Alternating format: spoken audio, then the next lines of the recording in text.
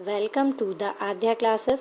हम कर रहे हैं 2025 सीबीएसई बोर्ड की प्रिपरेशन, जिसमें मैं लेकर आऊँगी आपके लिए प्रीवियस ईयर क्वेश्चन पेपर जी। तो आज हमारे पास है सेट 1 का हिंदी का अनादर पेपर। कल हमने एक पेपर सॉल्व किया था। अगर आपने वो वीडियो नहीं देखी तो अभी देखें। चलिए आगे बढ़ते हैं नए पेपर के साथ। जी देखिए, ये है सेट 1 हिंदी का सीबीएसई 2024 का पेपर है ये। चलिए तो अब हम इसको सॉल्व करना स्टार्ट करते हैं। इसमें आपके जो इंस्ट्रक्शन दिए होते हैं एग्ज़ाम्स के पहले पढ़ने के लिए। अब आगे बढ़ते हैं। ये देखिए, ये आपके सामने है पेपर, जो सेक्शन वाइज दिया जाता है, किन किन सेक्शंस में क्या क्या होगा ये लिखा हुआ है। ठीक है, अब हम आगे बढ़ते हैं सेक्शन ए से, जिसमें है बहुविकल्पीय या वस्तुपरक या फिर मल्टी ऑब्जेक्टिव क्वेश्चन। ठीक है, तो देखिए आपको दिख रहा है ये गद्यांश दिया हुआ है कि तकनीक एक विशेषता ये होती है कि जब वह सबके पास पहुंच जाती है तो अपनी हैसियत खो देती है ना। चलिए अब हम इसको ही कंप्लीट करने वाले हैं, इसके क्वेश्चंस के आंसर्स देने वाले हैं। ये 5 नंबर का है और 5 क्वेश्चंस होंगे इसमें। चलिए सॉल्व करते हैं।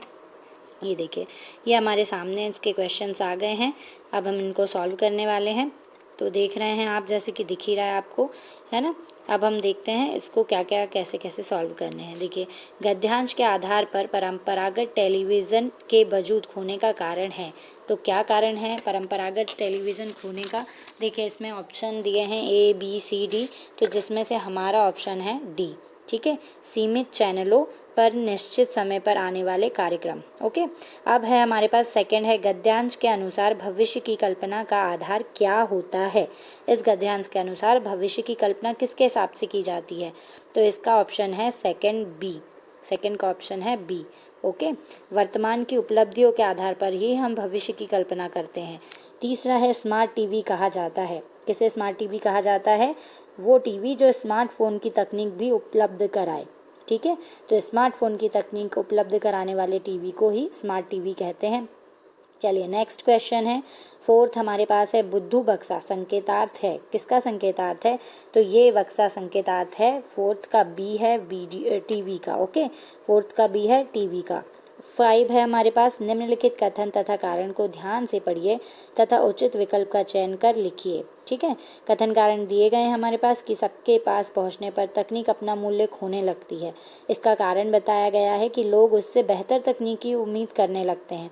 चलिए तो अब हमें बताना है कि इसमें से क्या सही है। तो इसका सही ऑप्शन है कथन तथा कारण दोनों सही हैं, तथा कारण कथन की सही व्याख्या करता है। मतलब डी ऑप्शन जो है हमारा सही है। ओके, चलिए इसके साथ ही हम आगे बढ़ते हैं। अब हमारे पास देखिए ये सेकंड क्वेश्चन है। सेकंड क्वेश्चन को हम देख रहे हैं, सही करेंगे अब हम सेकंड क्वेश्चन को। ये देखिए, हमी ने दिया शांति संदेश, सुखी होते देकर आनंद, विजय लोहे की नहीं धर्म की रही धरा पर धूम। है ना, ये हमारा क्या है, काव्यांश है, जो आपको सामने दिख ही रहा होगा अच्छे से। और अब हम इसको ही सॉल्व करने वाले हैं। ओके, तो अब हम इसको सॉल्व करने वाले हैं। देखिए पहला क्वेश्चन है हमारा, आंधियाँ झड़ी प्रचंड समीर। पंक्ति में आंधियाँ और प्रचंड समीर प्रतीकार्थ है, किसके प्रतीक बताए जा रहे हैं? तो इसका ऑप्शन है डी, देश में समय समय पर आए भीषण संकटों का प्रतीक बताए जा रहे हैं। सेकंड है, विजय केवल लोहे की नहीं धर्म की रही धरा पर धूम का आशय है। यानी कि केवल लोहे की विजय नहीं, धर्म की रही है धूम, मतलब धर्म जीता है। इसका आशय क्या है? तो इसका आशय है सी है, धर्म के मार्ग पर चलकर ही लोगों को जीता जा सकता है, अस्त्र शस्त्रों से नहीं। थर्ड क्वेश्चन है, हमी ने दिया शांति संदेश में हमी किसके लिए प्रयुक्त हुआ है? तो देख रहे हैं हमी किसके लिए प्रयुक्त हुआ है? तो भारतवासियों के लिए प्रयुक्त हुआ है हमी शब्द। ठीक है, तो इसका ऑप्शन हो जाएगा बी। चलिए फिर नेक्स्ट पे बढ़ते हैं अब हम। ये देखिए, ये है आगे का है हमारा फोर्थ क्वेश्चन, मतलब सेकंड का फोर्थ। ओके, चलिए तो हम इसको देख रहे हैं, काव्यांश के आधार पर अनुपयुक्त विकल्प छांटकर लिखना है। तो यहाँ हमें 4 दिए हैं, इसमें से अनुपयुक्त यानी जो गलत है वो बताना है। तो इसका ऑप्शन होगा ए। ठीक है, भारत में सबके लिए भिक्षाटन की परंपरा रही है, ये गलत बात कही गई है, बाकी सारी सही हैं। फिर 5वां कथन और कारण पर विचार करते हुए सही विकल्प चुनकर लिखिए। तो इसमें कथन है, भारत सदा से एक शांति प्रिय देश रहा है। कारण है, भारत ने कभी विदेशी आक्रमणों का डटकर सामना नहीं किया। तो बताना है कि भाई आंसर क्या है इसका। तो आंसर है ए, यानी कि कथन तो सही है लेकिन कारण गलत है ना। हम शांति से इसलिए रहें क्योंकि हमने हर एक चीज़ का डटकर सामना किया है ना। तो इसका ऑप्शन होगा ए। चलिए आगे बढ़ते हैं। इसी के साथ थर्ड क्वेश्चन है हमारा, निर्देश अनुसार रचना के आधार पर वाक्य भेद पर आधारित 5 बहुविकल्पीय प्रश्नों में से किन्हीं 4 प्रश्नों के सही विकल्प चुनकर लिखना है। 4 क्वेश्चंस के आंसर देने पर हम आपको पाँचों के पाँचों अवेलेबल कराएंगे। चलिए आगे बढ़ते हैं। फर्स्ट है हमारा, कस्बे में लड़कों और लड़कियों का एक स्कूल था। इस वाक्य का संयुक्त वाक्य क्या होगा? तो देखिए 4 ऑप्शन दिए गए हैं और इसका संयुक्त वाक्य होगा सी। ठीक है, कि कस्बे में 2 स्कूल थे जिसमें एक लड़कों का और दूसरा लड़कियों का था। फिर है सेकंड, यदि संस्कृति का कल्याण की भावना से नाता टूट जाएगा तो वह असंस्कृति बन जाएगी। इस वाक्य को सरल वाक्य में उपयुक्त रूपांतरण है। सरल वाक्य में किस तरीके का बदला जाएगा इसको? तो सेकंड का ऑप्शन है हमारे पास सी, मीन्स के ये है कल्याण की भावना से नाता टूटने पर संस्कृति असंस्कृति बन जाती है। चलिए आगे बढ़ते हैं। अब ये हमारे पास यही थर्ड का आगे के क्वेश्चन है, थर्ड फोर्थ और फिफ्थ क्वेश्चन। ठीक है, इनको भी सॉल्व कर लेते हैं जल्दी जल्दी। चलिए स्टार्ट करते हैं। यह एक सफल और अत्यंत सराहनीय प्रयास था।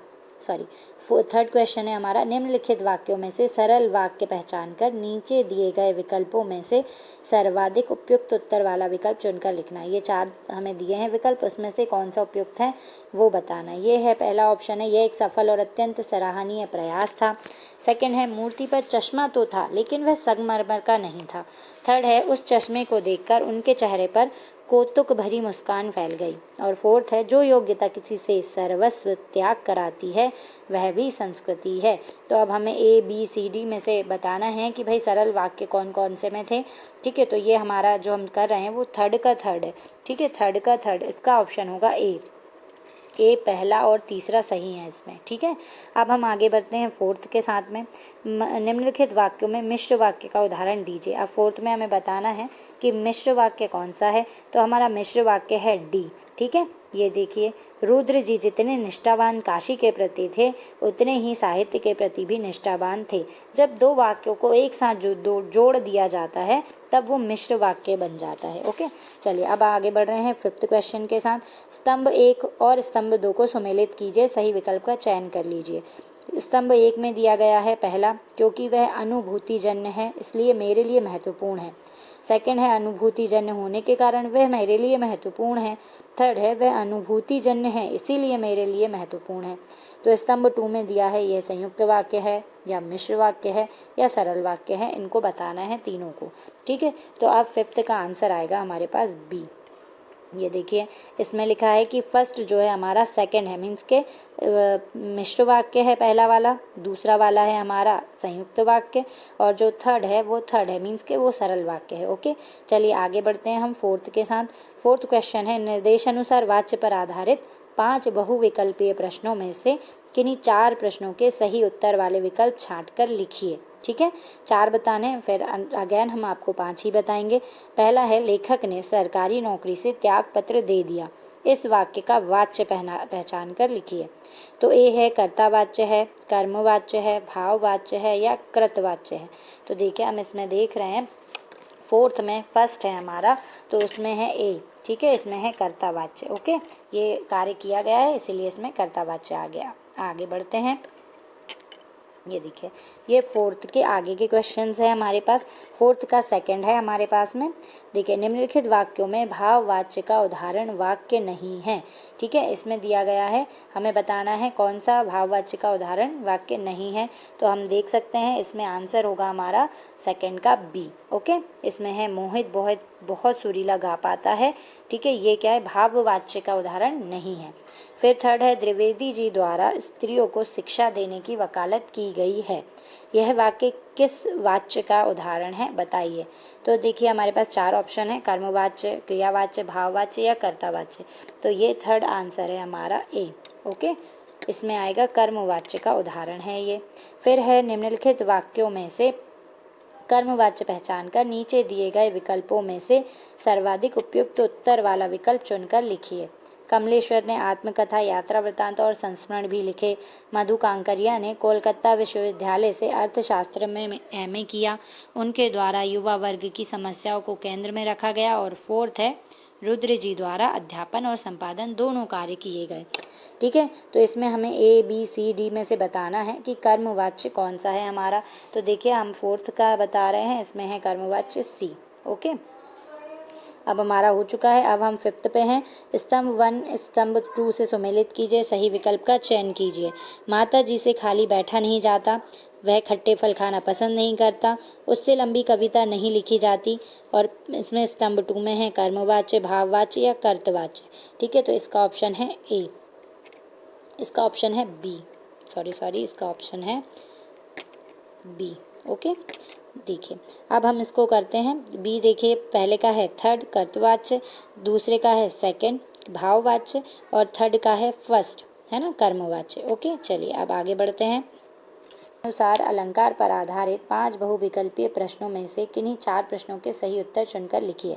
अंबर पनघट में डुबो रही तारा घट उषा नागरी, इसमें कौन सा अलंकार है? तो इसमें है मानवीकरण अलंकार। फिर है जो रहीम गति दीप की, कूल कपूत गति सोए, बारे उजियारो करे, बड़े अंधेरो होए, इसमें कौन सा अलंकार है? तो देखिए सेकंड में हमारा सी श्लेष अलंकार। फिर है निम्नलिखित काव्य पंक्तियों में से कौन सी काव्य पंक्ति मानवीकरण अलंकार का उदाहरण है? तो इसका है ए, है टूट पड़ा भू अंबर पर, भू पर अंबर। 4th है राणा की पुतली फिरी नहीं, तब तक चेतक मुड़ जाता था, इसमें कौन सा अलंकार दिया गया है? तो देखिए हमारे 4th में है डी, मानवीकरण अलंकार है इसमें।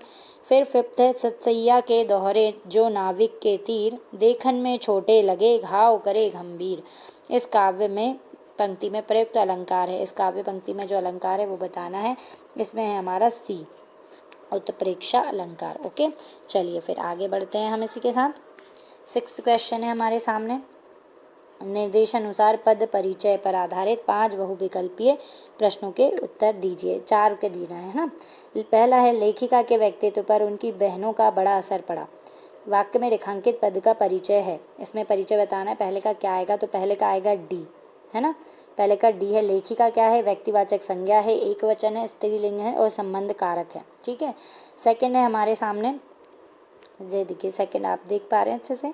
सेकंड है निम्नलिखित वाक्यों में से, इसका है डी, निम्नलिखित वाक्यों में से किस वाक्य में परिमाणात्मक परिमाणवाचक क्रिया विशेषण का प्रयोग हुआ है? तो यहाँ पर हमारे सामने दिए हैं ऑप्शन, इसका सही ऑप्शन है डी। ठीक है, कि इन बर्फीले इलाकों में वैसाख के महीने में भी हम ठिठुरने लगे। फिर थर्ड है माता जी ने अपनी बीमारी का एहसास हमें नहीं होने दिया, में रेखांकित पद का परिचय कीजिए। ठीक है, इसमें रेखांकित पद का परिचय क्या है? सार्वनामिक विशेषण, एक वचन, स्त्रीलिंग और बीमारी का विशेष है इसमें। 4th है हालदार साहब अपने काम के सिलसिले में कस्बे से गुजरते थे, इसमें रेखांकित पद का परिचय क्या होगा? तो इसमें रेखांकित पद का परिचय होगा सी, स्थानवाचक क्रिया विशेषण, गुजरना क्रिया की विशेषता है। फिर 5 है हमारे पास, आगे की पढ़ाई के लिए मैं भी बाहर जाना चाहती थी, में रेखांकित पद का परिचय है। इसमें रेखांकित पद का परिचय क्या है? बी।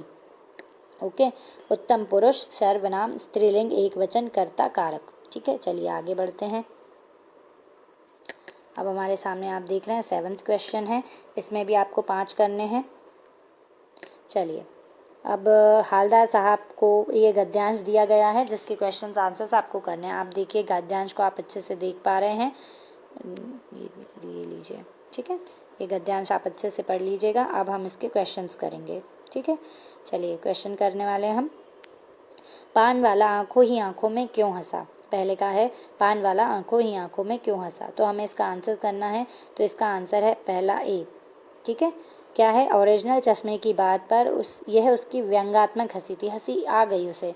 ठीक है। सेकंड है मास्टर बनाना भूल गया, यहाँ मास्टर के संदर्भ में अनुपयुक्त विकल्प है, किसके बारे में बात की जा रही है यहाँ पे? तो यहाँ पर है बी, मोतीलाल जी के बारे में बात की जा रही है। फिर है थर्ड, ग्राहक नेताजी की मूर्ति पर लगा चश्मे का फ्रेम क्यों ले लेते थे? ठीक है, तो इसमें है थर्ड सी, नेताजी पर लगे होने के कारण वह उन्हें पसंद आ जाता था तो वो ले लेते थे, है ना। चलिए अब आगे बढ़ते हैं, आगे के क्वेश्चंस करेंगे यहाँ पे हम। ये देखिए, ये 4th क्वेश्चन है आपके सामने। अब हालदार साहब को बात कुछ कुछ समझ में आई, इस पंक्ति के संदर्भ में लिखिए कि हालदार साहब क्या समझ गए। ठीक है, ये है 7th का 4th। इसका आंसर है ए, मूर्ति के चश्मे के बार बार बदले जाने का कारण। ठीक है, फिर है 5th, कैप्टन मूर्ति से चश्मे का फ्रेम उतारते हुए उनसे क्षमा भी मांगता होगा। लेखक के इस अनुमान का क्या कारण होगा? तो ये है 5th का सी आंसर। कैप्टन को यह लगना कि चश्मे के बिना नेताजी तकलीफ में है ना। चलिए 8वां है हमारे पास, गद्य पाठों के आधार पर निम्नलिखित 2 बहुविकल्पीय प्रश्नों के सर्वाधिक उपयुक्त विकल्प चुनकर लिखिए। 2 नंबर के होंगे ये, दोनों में से दोनों करने हैं हमें। एक कहानी यह भी, पाठ में लेखिका की दृष्टि में उनकी माँ का व्यक्तित्व आदर्श रूप नहीं था, क्योंकि क्या कारण था? तो पहले का आंसर है सी, उन्हें उनका व्यक्तित्व काफ़ी दबा सा लगता था। सेकंड है, संस्कृति पाठ में सुसंस्कृत व्यक्ति में किस भाव की प्रधानता मानी गई है? ठीक है, तो इसका आंसर है ए, लोक कल्याण की भावना। लोक कल्याण की भावना इसमें आएगा ए। चलिए अब आगे बढ़ते हैं। अब है हमारे पास 9th क्वेश्चन है, आप देख पा रहे हैं। चलिए अब इसको सॉल्व करते हैं। निम्नलिखित पठित पद्यांश पर आधारित बहुविकल्पीय प्रश्नों के सर्वाधिक उपयुक्त विकल्प चुनकर लिखिए। मन की मन ही मांझ रही, कहिए जाई कौन पे उधो, नाही परत कही। ये आपको पद्यांश आपकी बुक का है, इसको हम सॉल्व कर रहे हैं। चलिए पहला क्वेश्चन है हमारे सामने, गोपियों को अपना धैर्य टूटता हुआ सा क्यों लग रहा था? तो इसमें ऑप्शन है हमारे सामने ABCD, तो इसका सही ऑप्शन है बी, उद्धव के योग ज्ञान को सुनकर उन्हें ऐसा लग रहा था कि धैर्य टूट रहा हो। सेकंड है, सूरदास के इस पद की भाषा क्या है? तो इसमें आंसर है ए, ब्रज भाषा। देखिए सूरदास जी ब्रज भाषा में ही लिखते हैं और उनकी भाषा ब्रज भाषा है। ठीक है, फिर है थर्ड है, गोपियाँ अब तक व्यथा को कैसे सहन कर रही थी? तो गोपियाँ अब तक व्यथा को कृष्ण के आने की आस में सहन कर रही थी, उन्हें लग रहा था कृष्ण आ जाएंगे। फिर फोर्थ है हमारे पास में, सूरदास के पद के अनुसार किसके मन की कौन सी बात मन में ही रह गई? तो इसका है सी, गोपियों के कृष्ण से मिलने की बात जो थी वो उनके मन में ही रह गई। फिफ्थ है हमारे पास, गोपियों की विरह अग्नि और अधिक प्रदीप्त क्यों हो जाती है? तो इसका आंसर है हमारे पास सी। ठीक है, उद्धव के योग संदेश को सुनकर और ज़्यादा उनको गुस्सा आने लगता है, उनकी विरह अग्नि और जलने लगती है। ठीक है, चलिए 9th के बाद हम 10th पे पहुँचते हैं। ये है 10th, इसमें आपको 2 क्वेश्चन करने हैं, ये भी आपके पाठ्य पुस्तक की कविता के आधार पर दिए गए हैं। चलिए स्टार्ट करते हैं। यह दंतोरिन मुस्कान कविता में बच्चा अपने पिता को क्यों नहीं पहचान पाता? तो ये बच्चा इसीलिए नहीं पहचान पाता है क्योंकि बच्चा अपने पिता को पहली बार देख रहा होता है। ठीक है, सेकंड है, आत्मकथा कविता के आधार पर लिखिए कि कवि अपने जीवन पथ की थकान कैसे दूर करता है? तो वह अपने जीवन पथ की थकान जो है अपने अतीत की सुखद स्मृतियों के सहारे दूर करता है। ठीक है, ते हुए छोटे भाई को लगभग 100 शब्दों में एक पत्र लिखिए। फिर या तो ये करना या फिर आपको आपका नाम अनामिका या अनामय है, पिछले महीने अपना घर बदला, अपने बैंक खाते में पुराने पते के स्थान पर अपना नया पता बदलवाने के लिए संबंधित बैंक प्रबंधक को लगभग 100 शब्दों में एक पत्र लिखें। 16 का है, आप धनुश्री या धनुष हैं।